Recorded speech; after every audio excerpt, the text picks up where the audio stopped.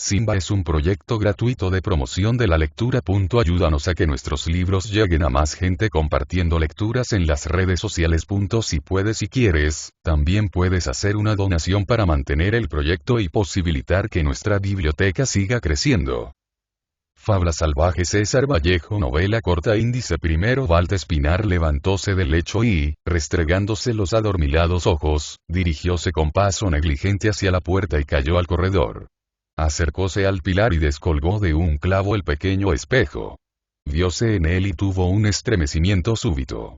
El espejo se hizo trizas en el enladrillado pavimento, y en el aire tranquilo de la casa resonó un áspero y ligero ruido de cristal y hojalata. Balta quedóse pálido y temblando. Sobresaltado volvió rápidamente la cara atrás y a todos lados, como si su estremecimiento hubiérase debido a la sorpresa de sentir a alguien agitarse furtivamente en torno suyo. A nadie descubrió.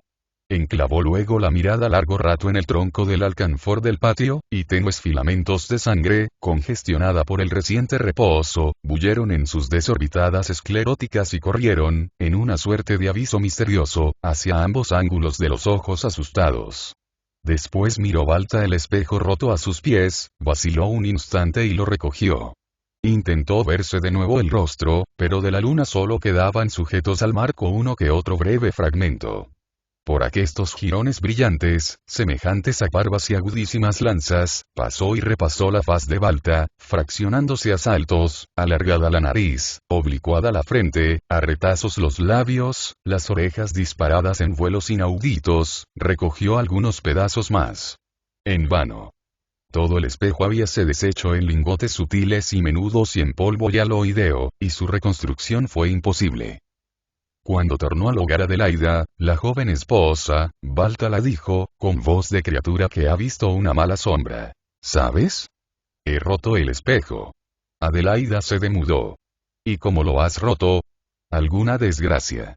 Yo no sé cómo ha sido, de veras, y Balta se puso rojo de presentimiento. Atardeció. Sentóse él a la mesa para la comida en el corredor. Desde el poyo contemplaba Balta, con su viril dulcedumbre andina, el cielo, un cielo rosado y apacible de julio, que adocelaba con variantes profundas los sembríos de las lejanas quintas de la banda. Por sobre la rasante del huerto emergía la gloriosa cabeza castaña de Rayo, el potro favorito y mimado de Balta. Miróle y el corcel reposó un momento sus grandes pupilas equinas en su amo, hasta que una gallina del bardal turbó el grave silencio de la tarde, lanzando un cántico azorado y plañidero. «Balta. ¿Has oído?», exclamó sobresaltada Adelaida, desde la cocina. «Sí, sí he oído. ¡Qué gallina más sonsa! Parece que ha sido la pulucha. Jesús. Dios me ampare.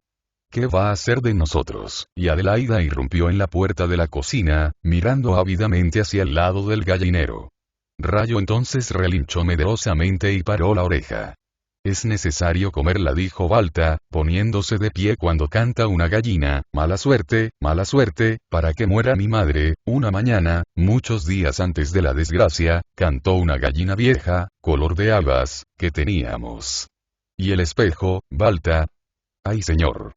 ¿Qué va a hacer de nosotros? Adelaida sentóse en el otro poyo, llevó ambas manos al rostro y se echó a sollozar. Silenciosamente lloraba. El marido estuvo meditando y callado algunos minutos. Esposos felices hasta entonces. Muchacho aún, él adoraba tiernamente a su mujercita. Pálido, anguloso, de sana mirada agraria, diríase vegetal, y lapidea expresión en el vivaz continente, alto, fuerte y alegre siempre, Balta pasó su luna de miel lleno de delicias, rebosante de ilusión y muy confiado en los años futuros del hogar. Era agricultor. Era un buen campesino, más de la mitad oscuro aldeano de las campiñas. Adelaida era una dulce chola, riente, lloradora, dichosa en su reciente curva de esposa, y pura y amorosa para su caro varón. Adelaida, además, era una verdadera mujer de su casa. Con el cantar del gallo se levantaba, casi siempre sin que la sintiera el marido. Con suma cautela, callada persignábase, rezaba en voz baja su oración matinal, y a la húmeda luz de la aurora que a cuchilladas penetraba por las rendijas de las ventanas, atravesaba de puntillas con sus zapatos llanos el largo dormitorio y salía.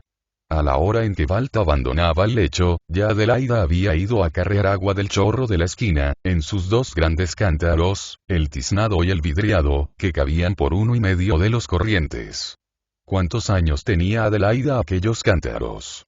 Se los regaló su tía abuela materna, doña Magdalena, cuando Adelaida era criatura, en gratitud al cariño y apasionada asistencia con que solía acompañarla día y noche, en su vejez achacosa y solitaria. A su vez, a la donante viejecita habíanle sido comprados y obsequiados por el tío Samuel, el día en que doña Magdalena, siendo aún señorita, obtuvo el honor de ingresar a la Sagrada Asociación del Corazón de Jesús del lugar, congregación de gran tono, formada solo por la gente visible de la aldea. El cántaro que Adelaida nombraba el tiznado no tenía en verdad nada en sí de excepcional, sino era los años de servicio y su tradición gentilicia. En cambio, el vidriado tenía un mérito originalísimo y fantástico. Ello es que un día, cuando tales vasijas pertenecían a la abuela aún, Adelaida, que apenas tenía 7 años, fue a traer agua de la poza en el vidriado. Bien lo recordaba Adelaida. No podía llevar los 2 cántaros, porque era muy pequeña y se habría caído con ellos. La siguió Picaflor, la faldera, blanca y sedosa. De repente, ingresado el cántaro al fondo de la oscura compuerta para colmarse, pasaron por allí algunos perros en encelada caravana. Picaflor entrópose a ellos, y alejándose fue hasta perderse en la próxima esquina, a despecho de las llamadas y amonestaciones de Adelaida. Cuando volvió, el animal enardecido acesaba y gruñía. Al acercarse a la niña, pareció irritarse más, empezó a escarbar furiosamente con las patas traseras y desnudó los finos colmillos y las rojas encías, despidiendo rencor por todas las comisuras y contracciones de su máscara. Ladró, enfureciéndose más y más. Adelaida la llamaba Picaflor. Picaflor. Y la can ingrata jadeaba sofocada, parapetada en una piedra, pronta al mordisco. Algunas veces husmeaba agitadamente el suelo, buscando, echando de menos algo, con amoroso ahínco. Después volvía a Adelaida el hocico amenazador, y hasta hubo momentos en que saltaba e hincaba los dientes en el traje. La niña se puso a llorar, haciéndose a unos rocosos y grandes pedruscos y pateando inocentemente a la bestia rabiosa. El torrente seguía resonando en la oscura gruta. De improviso Picaflor frunció las ventanillas de la nariz y las hizo latir con creciente alborozo y con no sé qué mohín cordial en sus ojillos húmedos, color de bilis muerta. Dejó bruscamente de ladrar, fue acercándose al borde de la compuerta, y he allí que, como llamada por invisible mano, metió toda la cabeza dentro de la sombría profundidad, lamió adentro la vaga figura del vidriado y empezó a mover el rabo con loco regocijo. Volvió de un salto hacia Adelaida y, encabritándose ante ella, dobló las manitos esclavas, como pidiendo perdón, y lamía los desnudos y tostados brazos de su pequeña ama, con su ciego y jubiloso cariño de animal que reconoce a su dueño.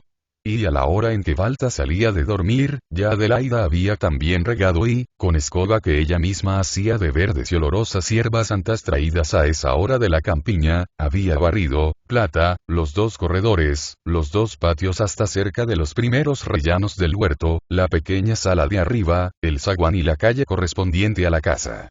Se había lavado, y cuando servía el caldo matinal, de rica papa seca, festoneada de tajadas de áureo rocoto perfumado, a su marido plácido, todavía caían al plato humeante algunas gotas de mujer, de sus largas y negras trenzas. Adelaida era una verdadera mujer de su casa. Todo el santo día estaba en sus quehaceres, atareada siempre, enardecida, matriz, colorada, yendo, viniendo y aun metiéndose en trabajos de hombre. Un día Balta estuvo en la chacra, lejos. La mujer, agotadas sus faenas, propias de su incumbencia femenina, fue al corral y sacó a Rayo. El caballo venía buenamente a la zaga de Adelaida, que lo ató al alcanfor del patio, y trajo seguidamente las tijeras. Se puso a pelarlo. Mientras hacía esto cantaba un yarabí, otro. Tenía una voz dulce y fluvial. Esa voz rijosa y sufrida que entre la bollada es guía en las espadañas yermas, acicate o admonición apasionada en las siembras. Esa voz que cabe en los torrentes y bajo los arqueados y sólidos puentes, de maderos y cantos más compactos que mármol, arrulla a los saurios dentados y sangrientos en sus expediciones lentas y en los remansos albinos, y a los moscardones amarillos y negros en sus vagabundeos de peciolo en peciolo. Esa voz que enronquece y se hace hojarasca lancinante en la garganta, cuando aquel cabro color de lúcuma, puder ya, de pánico airón cosquillante y alesnada figura de íncubo, sale y se va a hacer daño al cebadal del vecino, y hay que llamarlo con silbido del más agudo pífano y a piedra de honda, ludiendo así la de lana verde y dorada que tejieran en regalo manos amorosas, y que, por esto, duele de veras estropearla y acabarla. Vos que en las entrañas de la basáltica peña índiga de enfrente tiene una hermana encantada, eternamente en viaje y eternamente cautiva, así era la voz de Adelaida. Rayo de Jabase. Mañana, señor, va usted a portarse muy bien. Su dueño quiere tirar la prosa. Ya sabe usted. Déjese. Debe usted presentarse hermoso. El potro se inclinaba, deponiendo ante la dulce voz de la hembra imperiosa las tablas del fornido y gallardo cuello reluciente. Adelaida acabó el trasquilo. ¿Qué estás haciendo? Balta llegó y su mujer se echó a reír, respondiéndole, bajo un halo llameante de casta verecundia. Nada. Ya está. Ya está terminado. Con que solo para pelar al animal vengo, suspendiendo y abandonando tanto trabajo que hay allá, ¿qué tal mujercita? Ella se reía más dulcemente aún, y el marido acaricióla conmovido y lleno de pasión. Y aquel día en que cantó la gallina, Adelaida estuvo gimiendo hasta la hora en que se acostó. Fue una noche triste en el hogar. Balta no pudo dormir. Revolvíase en la cama, sumido en sombríos pensamientos. Desde que se casaron era la primera zozobra que turbaba su felicidad. De vez en cuando se oía el gemir entrecortado de Adelaida. A Balta habíale ocurrido una cosa extraña al mirarse en el espejo. Había visto cruzar por el cristal una cara desconocida.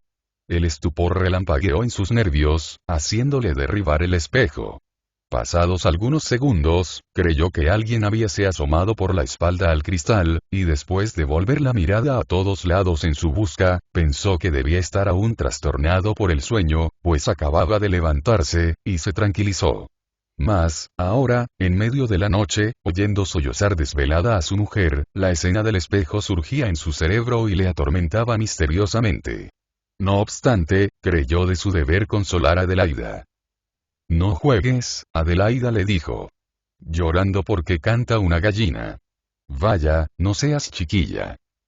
Esto lo dijo haciendo de tripas corazón, pues aguja muy fina jugaba a lo largo de sus tensas venas y cosía ahí un recodo a otro, una papila firme y vibrátil a otra fugitiva, con dura pita negra que él nunca había visto brotar de los vastos pencales maduros, era dura esa pita, y le hacía doler. Y esa aguja erraba vertiginosamente en su sangre conturbada.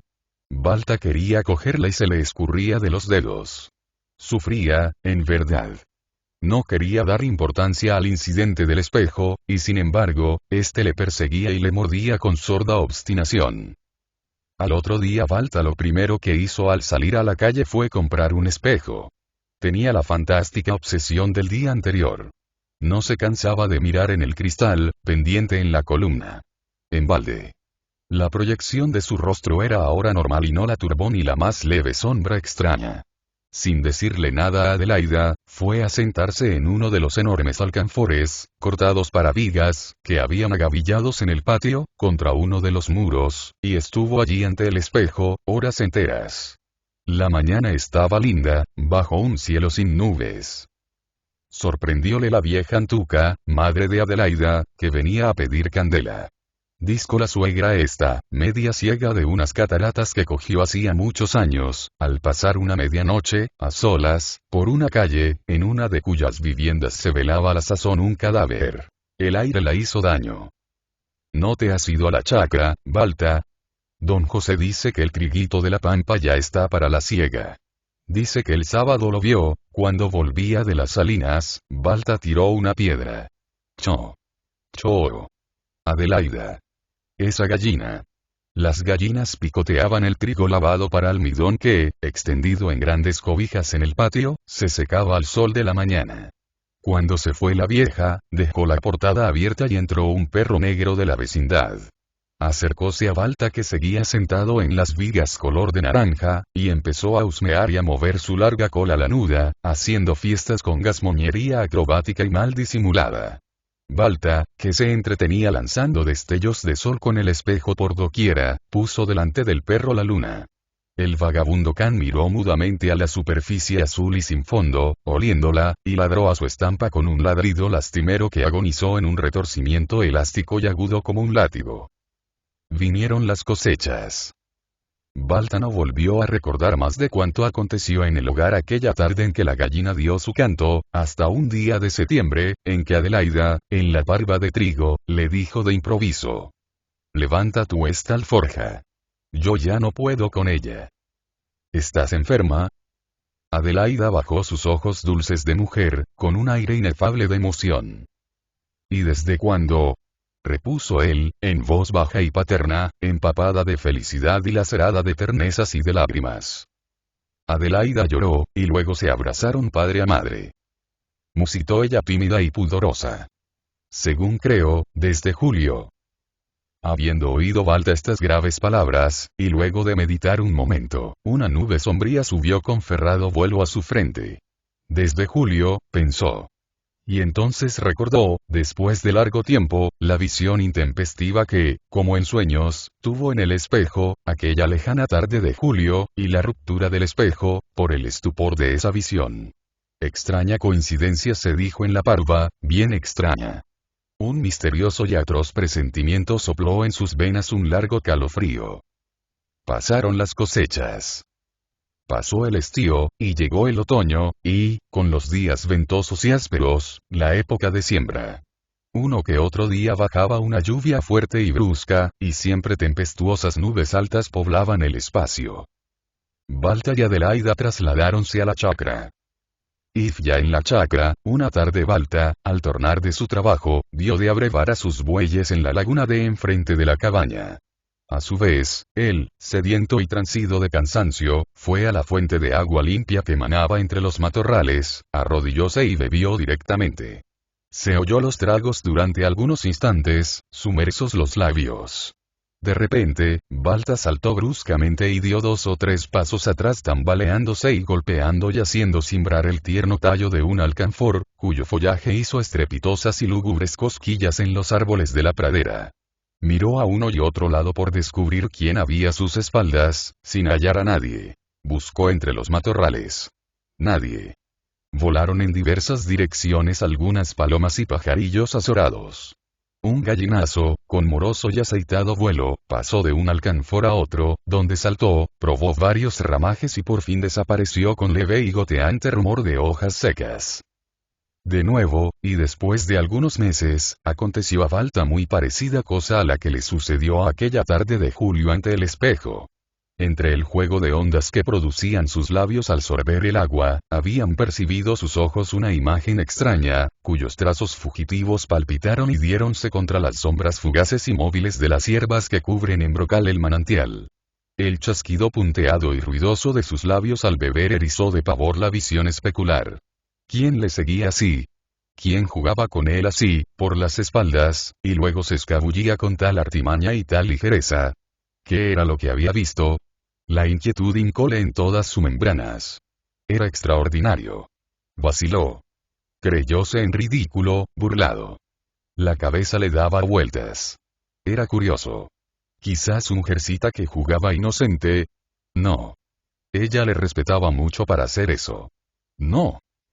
Balta era un hombre no inteligente acaso, pero de gran sentido común y muy equilibrado. Había estudiado, bien o mal, sus 5 años de instrucción primaria. Su ascendencia era toda formada de tribus de fragor, carne de surco, rústicos corazones al ras de la gleba patriarcal. Había crecido, pues, como un buen animal racional, cuyas sienes situarían linderos, esperanzas y temores a la sola luz de un instinto cabestreado con mayor o menor eficacia, por ancestrales injertos de raza y de costumbres. Era bárbaro, mas no suspicaz. Desde aquel día en que repitióse, por segunda vez, ante sus ojos perplejos, la imagen extraña en la fuente, Balta iba adquiriendo un aire preocupado. Dábale en qué pensar inmensamente el episodio alucinante. ¿Qué podía ser todo aquello? Quiso decírselo a Adelaida, pero, temiendo hacer el ridículo ante su mujer, optó por guardarle reserva del incidente. El domingo próximo fue al pueblo. Dio en la plaza con un viejo amigo suyo, camarada de escuela que fue. No pudo resistir a la tentación de comunicarle sus cuitas. El relato lo hizo riendo, dudando por momentos, otras veces poblada el ánima de mil sospechas, herida de pueril indignación, o torvamente intrigada. El otro se echó a reír a las primeras frases de Balta, y después replicóle con grave acento de convicción. No es extraño. A mí me sucede a veces cosa muy semejante. En ocasiones, y esto me acontece cuando menos lo pienso, cruzan como relámpago por mi mente una luz y un mundo de cosas y personas que yo quiero atrapar con el pensamiento, pero que pasan y se deshacen apenas aparecen. Cuando estuve en Trujillo, un señor a quien referí esto me dijo que eran rasgos de locura y que debía yo cuidarme mucho. Balta no pudo entender nada de esto. El relato de su amigo resultóle muy profundo y complicado. En tanto pasaban las semanas en las siembras. Balta hubo de ir una mañana a los potreros, a lo largo de un calvero en el arbolado, y bordeando una acequia de regadío. Iba solo. De pronto, y sin darse cuenta, bajaron sus pupilas a la corriente y tuvo que hacerse él a un lado, despavorido. Otra vez asomóse alguien al espejo de las aguas. Prodújose al propio tiempo un rumor fugitivo entre los sauces que erguíanse a la vera del arroyo. Volvió Balta la cara en esa dirección y vio que entre los túpidos ramajes de trepadoras y malvarrosas recobraban las hojas su natural posición que, al parecer, acababa de romper y alterar una fuga atropellada y volátil, como de astuto y bárbaro mamífero asustado, o de ágil y certera brazada de alguien que huye. Balta dio gritos de alerta. ¿Quién va? Guarda, sinvergüenza. Y persiguió a su presa, decidido. Mas todo en vano. Vagó en toda la vecindad. Escudriñó las copas de los árboles, detrás de las piedras, bajo las compuertas, sin resultado. Era la tercera vez que sorprendía aquella presencia leve y desconocida. Tampoco dio noticias de esta nueva aventura a su mujer, aunque un instante sus cavilaciones atreviéronse con esa maldita libertad del pensamiento. A suponer cosas horribles y ofensivas para ella. O quizá, por eso mismo, no la refería a nada, y seguía con rigurosa discreción la pista de cuanto pudiera sobrevenir a sus sospechas. Con el decurso de los días mostrábase Balta más taciturno y sombrío. Tenía de vez en cuando largos recogimientos, en que se ponía abstraído y como sonámbulo, o solía alejarse de la casa a solas, sin que se supiese a dónde iba ni a qué iba. Cambiaba notablemente de modo de ser aquel cholo. Con su mujer empezó a conducirse de muy distinta manera que antes, teniendo para ella inusitados arranques de pasión exaltada y dolorosa. Un día la dijo. Oye, ven. Siéntate aquí. Sentáronse ambos en el poyo de la puerta que da al cerco del camino. La dio un beso despavorido, y con angustia sin causa suspiró. Si ya no me quisieras un día, Adelaida. Guardó silencio ella, inclinada. Nunca había sido desconfiado él. Jamás la espina más leve de un posible olvido hirió su corazón. Fraternal ternura, fe religiosa y ciega, puro y cándido regazo los había unido siempre. Adelaida penetró al patio, y Balta quedóse solo, en su mismo sitio, sumido en la meditación. Había tomado una vaga aversión por los espejos. Balta los recordaba con informe y oscuro desagrado. Una noche se soñó en un paraje bastante extraño, llano y monótonamente a su lado. Veíase solo allí, y poseído de un enorme tenor ante su soledad, trataba de huir sin poderlo conseguir. En cualquier sentido que fuese, la superficie aquella continuaba. Era como un espejo inconmensurable, infinito, como un océano inmóvil, sin límites. En una claridad deslumbrante, de sol en pleno mediodía, sus náufragas pupilas apenas alcanzaban a encontrar por compañía única su sombra, una turbia sombra intermitente, la que moviéndose a compás de su cuerpo, ya aparecía enorme, ancha, larga. ya se achicaba, ludíase hasta hacerse una hebra impalpable, o ya se escurría totalmente, para volver a pasar a veces tras de sí, como un relámpago negro, jugando de esta suerte un juego de mofa despiadada que aumentaba su pavor hasta la desesperación. Cuando despertó, a los gritos de su mujer, estaban sus ojos arrasados en lágrimas. ¿Qué has estado soñando?, le preguntó Adelaida, solícita e inquieta. ¿Te has quejado mucho? Ha sido una pesadilla, murmuró él. Y ambos callaron. Lo extraño, como se verá, era que Balta no hacía partícipe de nada de estas incidencias a su mujer. Observaba con ella, en este respecto, el más hermético y cerrado silencio. Y de este modo desarrollábase en su espíritu, como una inmensa tenía escondida, una raíz nerviosa, cuya savia había ascendido desde la linfa estéril de un aciago cristal, porque no la había noticiado todo, desde el primer instante, a su compañera. Porque, al contrario, junto a esa hebra torturadora, que no se sabe a dónde había de ir a ensartarse, encendíase un granate desconocido entre los brazos de su amor. ¿Por qué bajaba ese beso tempestuoso y tan cargado? Porque esa pasión exaltada y dolorosa nacía. La tragedia empezaba, pues, a apolillar, de tal manera, a ocultas, y capa a capa, de la médula para afuera, aquel duro y milenario alcanfor que hace de viga céntrica suspenso de largo en largo, a modo de espina dorsal, en el techo del hogar. Balta empezaba a sentir un recelo, quizás sin motivo, por su mujer, un recelo oscuro e inconsciente, del cual él no se daba cuenta. Ella tampoco se daba cuenta, aunque notaba que su marido cambiaba en sus relaciones con ella, de modo muy palpable. Vámonos ya al pueblo, insinuóle Adelaida, a tiempo en que las faenas triptolémicas tocaban a su fin. Aún hay mucho que hacer, respondió Balta misteriosamente. Desde el domingo en que conversó con su amigo en la plaza, no había vuelto al pueblo. Cuántas veces se ofreció la necesidad de que lo hiciera por razones domésticas, negábase a ello, invocando diversos inconvenientes o pretextando cualquier futileza.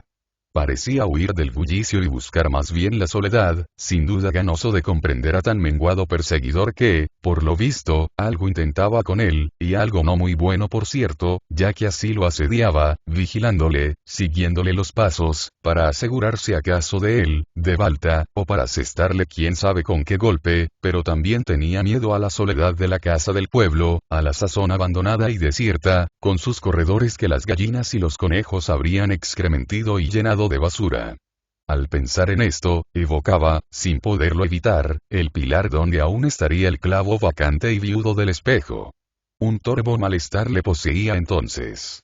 La evasiva para ir a la aldea se producía rotunda e indeclinable. Triste y siniestra expresión iba cobrando su semblante.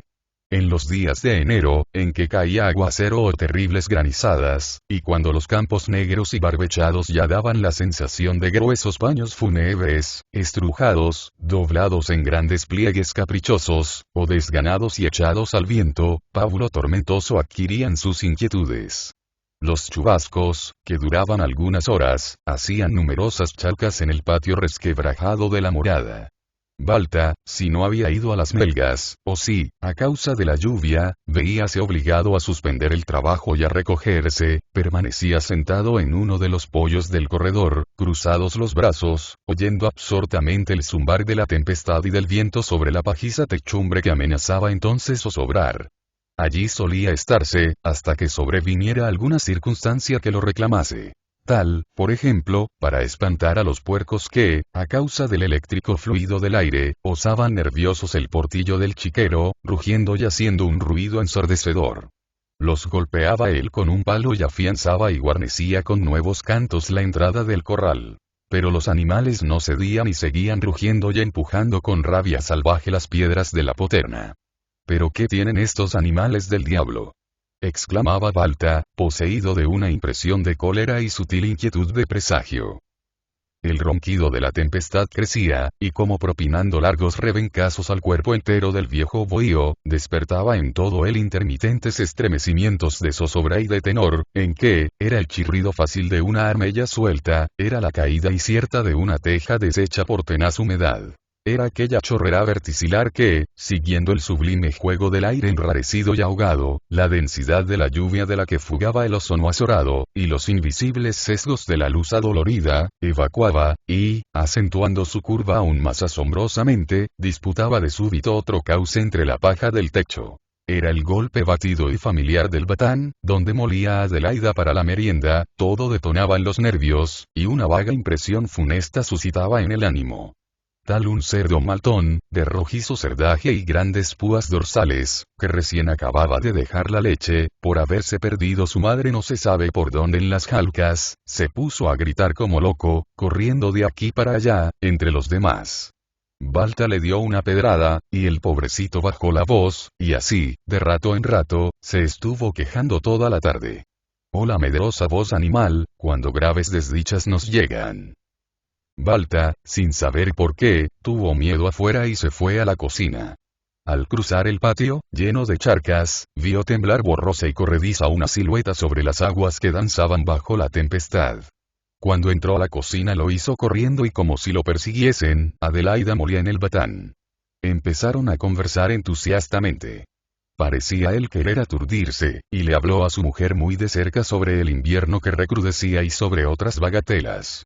De nuevo Adelaida le dijo que era tiempo de regresar al pueblo, y otra vez él repitió. Aún hay mucho que hacer. Nos iremos en febrero. Don José, el viejo alpartidario, y sus 2 hijos llegaron completamente mojados. Con ellos vino, todo molido y lloroso, Santiago, el hermanito de Adelaida.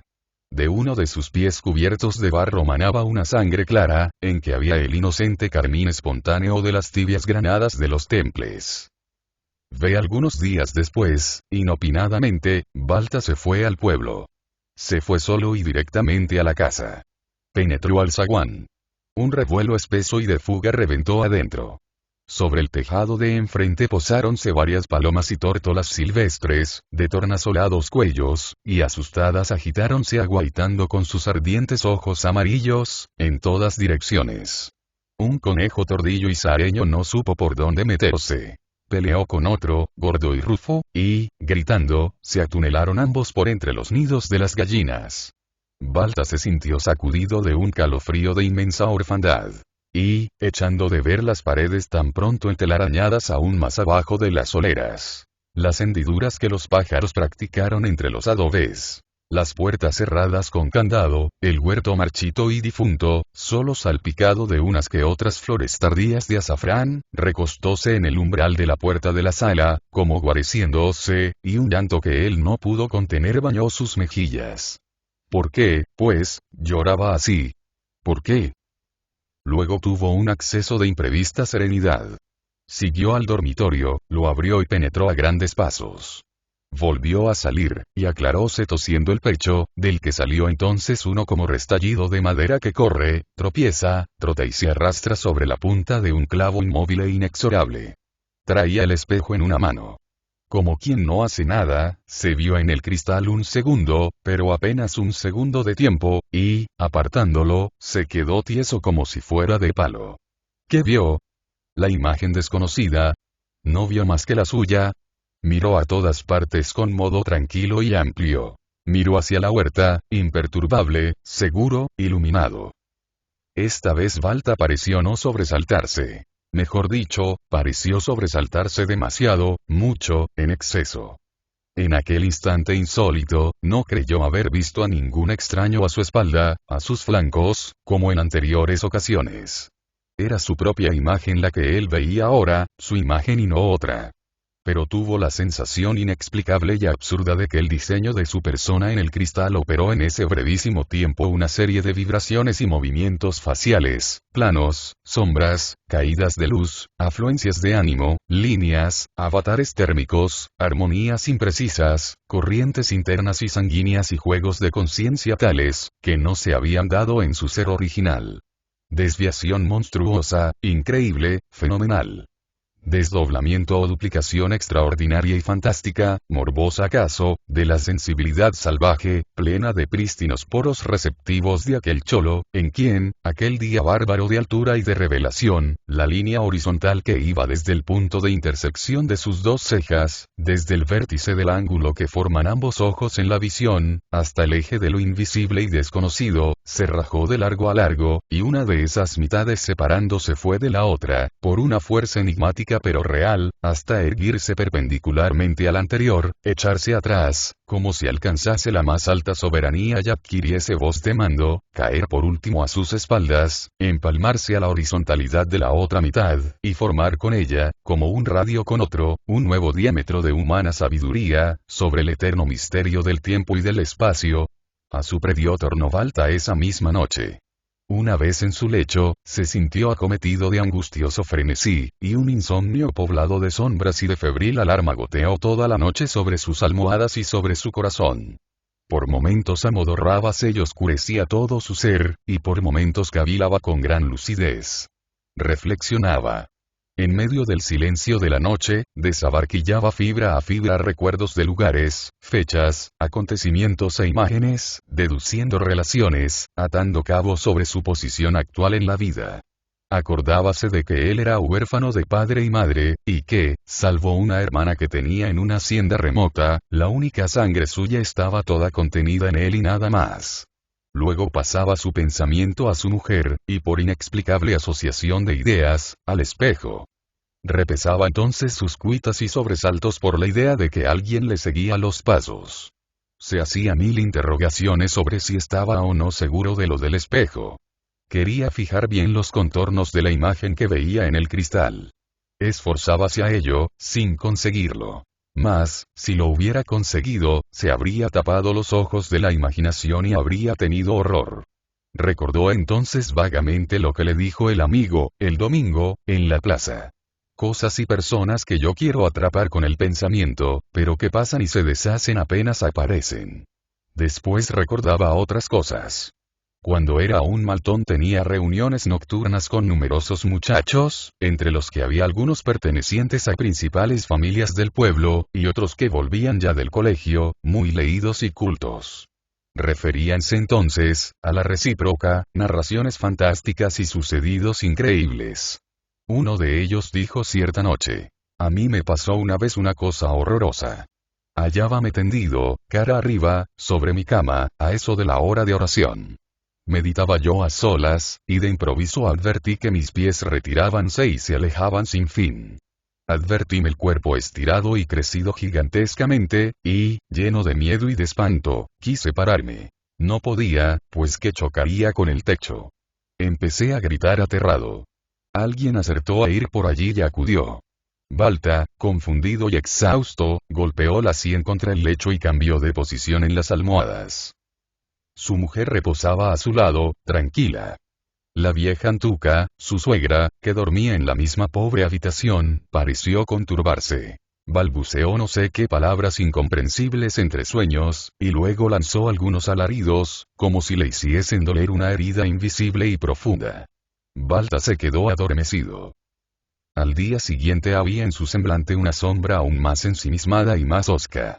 Vio a su mujer y sus ojos despidieron un resplandor extraño. Temprano se ausentó a solas, sin haber cruzado palabra alguna con nadie. ¿Por qué, pues, se iba así? ¿Por qué ese inmotivado recelo para su pobre mujer? Buscaba la soledad Balta, cada día con mayor obstinación. ¿Qué tienes, Balta? Llegó a interrogarle Adelaida. ¿Qué te pasa, que estás así? ¿No quieres que nos vayamos? El invierno me da miedo, Balta. Vámonos, por Dios. Vámonos. ¿Bueno? Ella le dijo esto, asióse del brazo viril y recostó la sien suavemente rendida sobre el hombro de su marido. Hizo él una mueca de fastidio. Te he dicho que no. Dos lágrimas asomaron azoradas y tímidas a los ojos de ella, al mismo tiempo que la faz taciturna y huraña de Balta tuvo una violenta expresión amenazadora. Adelaida solía ir con su hermanito uno que otro día al pueblo, por ver los animales de la casa. A cada retorno suyo al campo, en el marido subía la opresión interior y subía el recelo para con ella. Ya este recelo, de inconsciente y oscuro que fue en un principio, tornóse consciente y claro ante los ojos de Balta. Esto aconteció un día en que alejóse él de la cabaña sin rumbo, a través de los arados predios, por las planicies de mustias arracas andinas y por los peñascales encrespados y mudos. Caminó incansablemente. Era de mañana y, aunque no llovía, el cielo estaba cargado y sin sol. Era una mañana gris, de esas preñadas de electricidad y de hórrido presagio que palpitan en todo tiempo sobre las tristes rocallosas jaleas peruanas, las que parecen recogerse y apostarse unas al lado de otras, a esperar insospechados acontecimientos en las alturas, ciclópeos y dolorosos alumbramientos de la naturaleza. Balta iba paso a paso y, luego de haber andado largas horas por las vertientes más elevadas, se detuvo al fin junto a un montículo herboso. Subió a un gran risco, esbelto, pelado y tallado como un formidable monolito. Subió hasta la cúspide. Ahí se sentó, en el mismo borde del peñasco. Sus piernas colgaban sobre el abismo. A sus pies, en una espantable profundidad, se distinguía un aprisco abandonado, al nivel de las sementeras sumergidas. Ahí se sentó Balta. Contempló con límpida mirada distraída e infantil toda la extensión circundante, hasta los horizontes abruptos y los nevados partidos en las nubes. Inclinóse un poco y escrutó las tierras fragorosas que a sus plantas quedaban como arredradas y sumisas. Amenazó caer lluvia y una ráfaga de chirapa y ventarrón azotó un momento los cerros. Balta tuvo un ligero calofrío, y la cerrazón mugió y se perdió entre los próximos pajonales. Una calofriante desolación, acerba y tenaz, coagulóse en las pupilas enfermas del cholo. Permaneció de este modo, embargado en honda meditación, por espacio de algunos minutos. Reflexionaba sobre cosas incoherentes que en azorado revoloteo cruzaban por su mente adolorida. La imagen de su mujer surgió en su memoria, y sintió entonces por ella un vago fastidio. Pero, ¿por qué? No se lo explicaría él mismo. Sí. La tuvo fastidio y una pasión extraña y dolorosa, ese azaroso amor que lo alejaba de ella y le hacía buscar la soledad con irrevocable ahínco. Preguntaba a su propia conciencia. ¿Me ama Adelaida? ¿No quiere ella a otro, quién sabe? A otro. Balta se quedó abstraído y cabizbajo, mirando hacia el abismo escarpado. A otro. Balta seguía cavilando. Su pensamiento volaba. Unos celos sutiles, como frioleros y acerados picos, sacaron la cabeza y se arrebujaron en sus entrañas, con furtivo y azogado gusaneo montaraz. El silencio de la mañana era absoluto. Balta sacudió la cabeza y empezó a rascar con la uña una salpicadura de barro en su leonado pantalón de cordellate. Pero, inmediatamente, cayó de nuevo en el mismo tema. Su mujer. ¿No quiere ella a otro, quién sabe? A otro, su pensamiento, al llegar a este punto, se caía, se ahogaba. Tal un remanso que de súbito se quebranta y se rompe en una pendiente. ¿Podía su mujer amar a otro? Otra vez sacudió la frente. Había hecho desaparecer la mancha de barro de su vestido. Púsose de pie, y estuvo así, inmóvil, un instante. El aire empezaba a agitarse con violencia y quiso arrebatarle el amplio sombrero de palma. Lo aseguró bien, y, como si no quisiera alejarse más de allí o estuviese atado a aquel pináculo, volvió a sentarse en el filo de la roca. Ahora se puso a pensar en lo bella y dulce que era Adelaida y en que él era, en cambio, tan poco parecido, volvió a mirar el acantilado de la cordillera y se le trastornó la cabeza. Con la velocidad del rayo, cruzó por su cerebro la fugitiva idea, sutil, imprecisa, de un ser vivo, real, de carne y hueso, innegable, a cuya existencia pertenecía la imagen del cristal. Alguien es, indudablemente. Alguien debía ser. Balta de mudo se y vaciló. Creyó sentir en el aire una presencia material oculta, de una persona que le estaba viendo y oyendo cuanto él hacía y meditaba en aquel instante. Creyó percibir su aliento y, aún más, una palabra suelta, tañida en voz baja, muy bajita, que se escabulló rápidamente. Balta la buscó con las narices y los ojos y los oídos por entre las rugosas depresiones de la peña. Tenía encendidas las mejillas y los ojos inyectados de sospecha y de cólera. El viento volvió a soplar formidable y amenazador. Iba a llover. Sí. Alguien le seguía. Alguien que así esbozaba y denunciaba, a su pesar, su presencia, en rumor volandero, en imagen fugaz, en roce taimado, en impune esquinazo de piel, Balta hizo un agudo mohín de furiosa indignación. Estiró el cuello, en ademán de escuchar hacia arriba, perplejo, arrobado, como hacen las aves asustadas, cuando pasa por lo alto un vuelo tempestuoso de águila, cóndor o gallinazo fúnebre. El cielo estaba negro y muy bajo. Sí. Alguien le seguía. Un bribón desconocido o un amigo bromista. Balta sintióse burlado. A lo mejor se dijo, alguien está jugando conmigo. Y se indignó más todavía. Acordóse de la tarde de junio, en que por primera vez sorprendió al intruso, con el auxilio del espejo, en el corredor de la casa del pueblo. Recordó también que cierto caballero de la aldea, a quien traicionaba su mujer, sorprendió al traidor precisamente por un juego de espejos que una feliz coincidencia puso ante sus ojos. Otra vez pasó su pensamiento Adelaida. Y pensó. ¿Cómo era que ella no se hubiera percibido en ninguna ocasión de la presencia de aquel sabueso? Adelaida ama al otro. Al del espejo. Sí. Oh cruel revelación. Oh tremenda certidumbre. Caía el granizo. Un pastorcillo fue a guarecerse con unas 2 ovejas en el redil abandonado, y hacía reventar en las costillas del viento su onda. Dio unos gritos melancólicos en el abismo, donde las herbosas quebradas rezumaban ya, y a sus gritos respondió el sereno peñasco majestuoso con el eco cavernoso y de encanto de la inconsciencia inorgánica. Eco invisible y opaco y recocido, con que responde la dura piedra soberana a la cruda voz del hombre. Manera de espejo sonoro, en cuyo fondo impasible está escondida la simiente misteriosa e inmarchita de inesperadas imágenes y luces imprevistas. ¿Acaso aquí habría hallado también Balta la propia resonancia, retorcida y escabrosa, la desconocida imagen que, ya en el espejo, ya en el manantial o en las corrientes, le acechaba y relampagueaba ante sus ojos estupefactos y salvajes? La tragedia aquel día abandonó la médula del alcanfor milenario, que hace de viga central en el hogar, y, al morder el primer vaso capilar de los círculos internos de la zona de la madera, tropezó de pronto con un viejo parásito miserable que aún sobrevivía a la época sensible del árbol. Le quiso despreciar la tragedia, y ya iba a internarse en el fibroso bosque, cuando el aire empezó a agitarse con violencia y quiso arrebatar el amplio sombrero de palma de Balta sobre la roca. La tragedia enmendóse, y a viva fuerza echó a sus lomos al intruso. Hasta entonces la mujer del cholo no había percibido nada de este espectáculo misterioso que se operaba sobre ella y su cariño.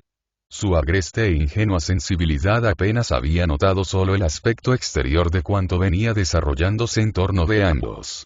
Sabía que Balta no era el mismo de antes para con ella, y, a lo más, que habíase tornado raro y neurasténico. Pero nada más. Ella no sabía el porqué de todo esto. Cuando quería saberlo, a costa de un examen más o menos detenido y hondo, o de una observación asidua y constante sobre su marido, fallaban sus fuerzas de investigación, y todo razonamiento volvía atrás, impotente y pequeño para tamaña empresa. Adelaida apenas había tenido tiempo para aprender a leer y escribir, y su espíritu hallábase todavía más intacto y en bruto que el de Balta. Por otro lado, sentía por él un religioso respeto, y en general no se habría atrevido a exigirle en ningún momento una confesión, o a arrancarle una punta siquiera del hilo en que los dos estaban enredándose de modo irremediable y fatal. Cuando volvió Balta de su largo y solitario peregrinaje por los páramos, agonizaba la tarde y bajaba una granizada furiosa. Las centellas y los truenos sucedíanse en alternativa desordenada y vertiginosa. Adelaida, que había vuelto ya del pueblo, esperaba a su marido, ansiosa y presa de inconsolable zozobra. ¿Dónde te has ido, por Dios?, exclamó ella, en un apasionado rapto de alegría, saliendo a su encuentro hasta el patio. Balta entró cogitabundo y sombrío, sin responder, las manos atrás, una sobre otra. Adelaida estaba más pálida y extenuada por la maternidad, cuya luz, comprimida en sus entrañas jóvenes, florecería muy pronto a la luz grande del sol. Su dulce melancolía penserosa, en la que una gracia de alba caía y lloraba, dibujábase, cada día más densa y más frágil y temprana, en su gracioso rostro que el viento y la intemperie requemaban. Inquirióle ella, como si fuese su hijo, asida a un brazo de él. ¿Has estado en la toma? Balta permanecía mudo. Parecía evitar mirarla. Al fin la apartó colérico. «Déjame, mujer». Y penetró siniestramente al cuarto. Adelaida, con su abnegación y paciencia de mujer, insistió y le siguió. «Pero por Dios, Balta. ¿Qué te pasa? ¿Qué tienes?» Y añadió en un tierno puchero que sangraba. «¿Qué he hecho yo para que así me trate y me bote?» Adelaida, parándose en medio del cuarto que la tempestad colmaba de una compacta oscuridad, lanzó un gemido. «¡Ay, Dios mío!». El llanto la ahogó. Inclinó su morena cabeza exangüe, y, con desolada amargura, sollozó mucho, enjugándose con el revés de su largo traje plomo, como hacen las dulces mujeres de las sierras dolientes del Perú. «Me bota de ese modo», susurraba ella, y el dolor inflaba sus senos, los alzaba a gran altura y los dejaba caer y otra vez los levantaba. «Cómo lloran las mujeres de la sierra. Cómo lloran las mujeres enamoradas, cuando cae el granizo y cuando el amor cae. Cómo toman un pliegue de la franela, descolorida y desgarrada en el diario quehacer doméstico, y en él recogen las calientes gotas de su dolor, y en él las ven largo rato, las restregan, como probando su pureza, mientras percuten los truenos, de tarde, cuando el amor infla sus pezones, que sazonará el polen del dulce, americano capulí. Los alza a gran altura y los deja caer y otra vez los levanta». El pequeño Santiago asomó a la puerta del cuarto, estiró el desnudo cuello y escudriñó a hurtadillas hacia adentro. Balta habíase sentado en el borde de la cama, en un rincón, una pierna en flexión sobre un banco, acodado en ella, la mano a la mejilla, mirando al suelo, taciturno, callado. «¿Qué he hecho yo? Me bota. Me bota de ese modo», murmuraba Adelaida sus lamentos y sus quejas, y, al hacerlo, no se dirigía a su marido. Decía: «Me bota de ese modo». Tal se quejan las mujeres de las sierras, cuando se quejan del hombre a quien aman. Creyérase que entre ambos, cuando el dolor arrecía y arrecían los vientos contra los peñascos eternos, hay un tercer corazón invisible, el cual se patentiza entonces ante sus almas y preside sus destinos. A ese corazón se dirigía ella ahora, de pie, entre las tinieblas de la tarde, recogiendo sus lágrimas entre los pliegues de su falda sencilla y estropeada. El patio parecía cubierto de granizo. Un rayo cayó muy cerca y su relámpago abrazó de violáceo fuego la estancia. Santiago observaba, extrañado. Niño, con sus 8 años, él no se daba cuenta de aquel infortunio. Supo sí que adentro se lloraba, y que se callaba más adentro aún. Su corazón empezó a encogerse y tuvo ganas de llorar. Viendo padecer a su hermana, le dolió el alma. ¿Quién la hacía padecer? ¿Qué la habían quitado? ¿Qué cosa se le negaba? Dénsela. No sean malos. Devuélvanle sus cosas. ¿No las encuentran? Búsquenselas. No la hagan llorar. Santiago sintió que se le anudaba la garganta y se echó a llorar en silencio. No se atrevía más. Sabía, de manera oscura, que en ese momento su hermana debería de sentirse esclava de indoblegable yugo, el cual, al mismo tiempo que la golpeaba, no la dejaba huir. Pensaba él. Debería correr Adelaida. Un instante accionó con uno de los brazos de varias maneras, tratando de llamar la atención de Adelaida. Levantaba el brazo estirándolo cuanto podía, lo ponía en cruz, lo hacía reilete, agitaba los dedos con impaciencia, atenaceado por un vehemente y álgido anhelo de que ella volviese los ojos a él, sin que su marido se vaya a dar cuenta, eso sí. Tonta. ¿Cómo se fijara en él, siquiera un segundo? Danzaba de aguda impaciencia. Empezó a hacer señas. «Escápate». Daba a entender con sus ademanes de consejo. «No seas sonsa. Escápate de puntillas, apenas él se descuide. Sí, sí puedes. De puntillas, escápate, no hay más que un paso al corredor, si fuese más lejos, pero, de un salto, salvada. Apúrate nomás. Nadie te está viendo, pronto. Pero así son las cosas». Adelaida no se fijó en su hermanito, pobre hermana. Si se hubiese dado cuenta de cuánto le advirtió Santiago, pero así son las cosas. Ella, desgraciadamente, no lo vio. «Yo no sé qué le pasa». Seguía sollozando Adelaida. «Hace ya tiempo que está así conmigo. Otra vez morían sus palabras en apasionado lloro. Santiago, de pronto, secó sus lágrimas con el dorso de la leñosa muñeca y con el extremo de manga desgarrada. No habiendo sido advertido aún por Balta, se irguió ahora en un perfecto ademán adulto y tosió. No podía soportar. Acercóse ruidosamente más al quicio. Dijo, como quien no sabe nada de lo que ocurre. ¿Qué haces, Adelaida? ¿Buscas tu rueca? Yo no la he visto desde el otro día. Nadie hizo caso al arrapiezo. ¿No ha llegado todavía don Balta? Pobrecito. Si lo habrá agarrado el aguacero. Como Adelaida no le respondiese y tratase más bien de ocultarle el rostro entre los pliegues de su traje, Santiago volvió a toser con mayor energía y estuvo limpiándose los pies de barro en la madera de la puerta, tratando de hacer notar su presencia por Balta.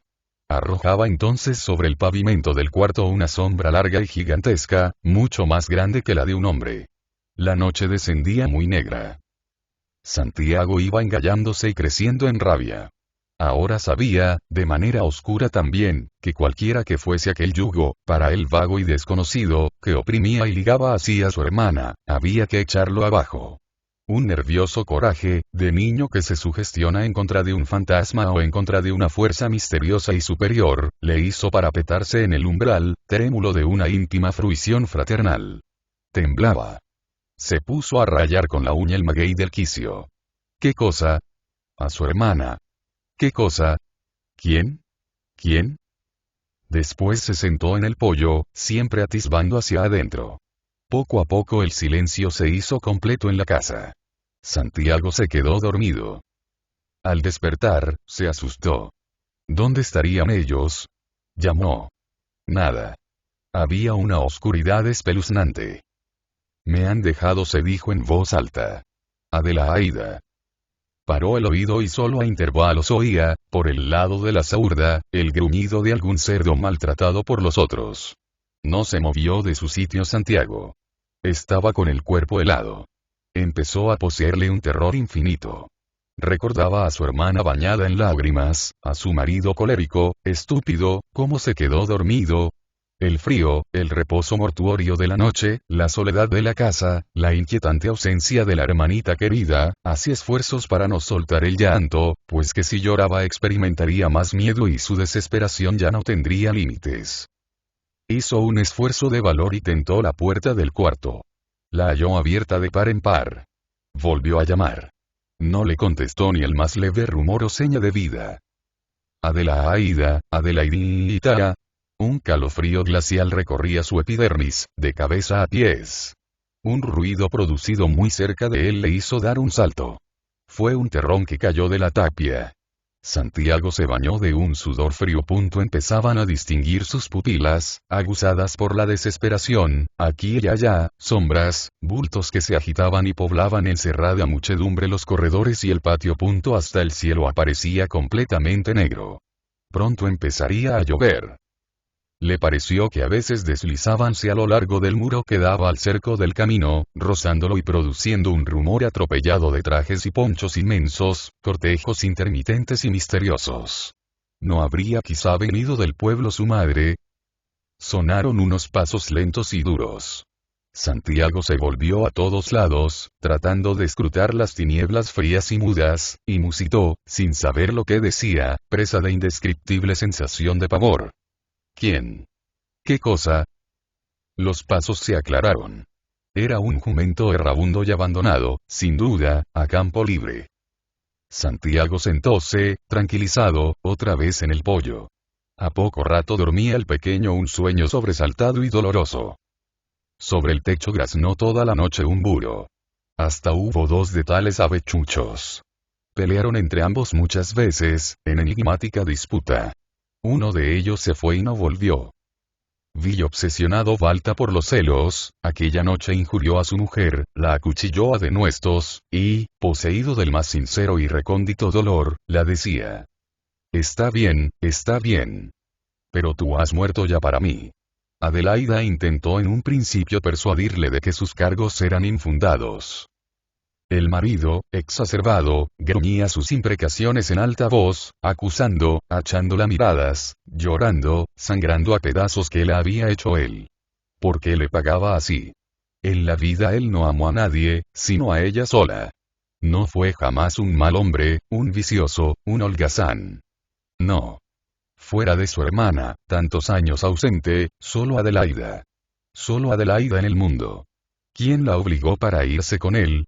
Al formular esta pregunta, Balta empleaba un timbre de adoración infinita por su mujer. Asomaban en esa interrogación elástica, sérica, de una sublime trascendencia dramática, perdones, piedades, misericordias supremas.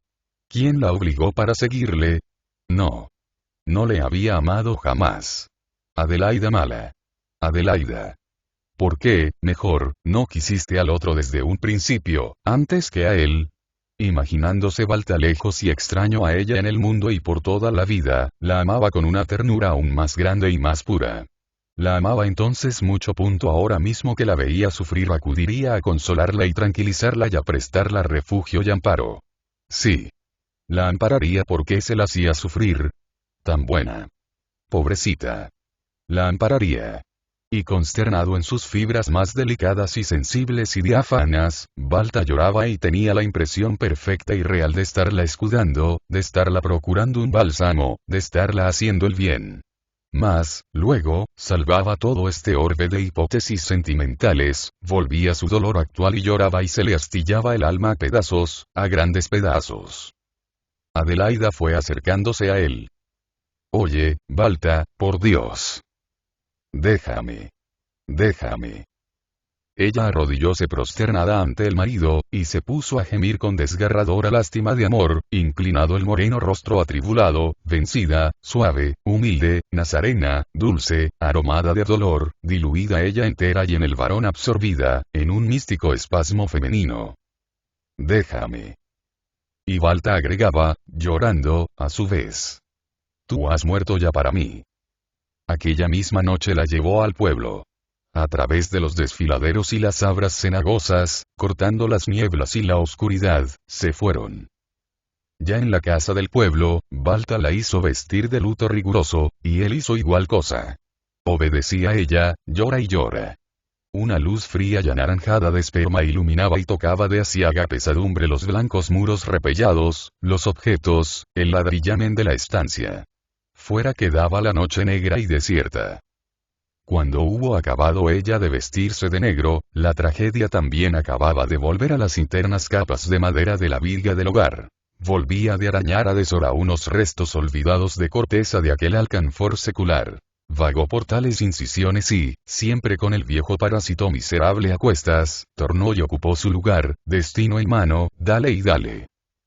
Tras una noche llena de implacables suplicios morales para ambos, Balta, irritados los nervios por la vigilia y los pesares, transido, cárdeno de incurable desventura, con el amanecer, volvió al campo, abandonando a Adelaida en la morada de la aldea.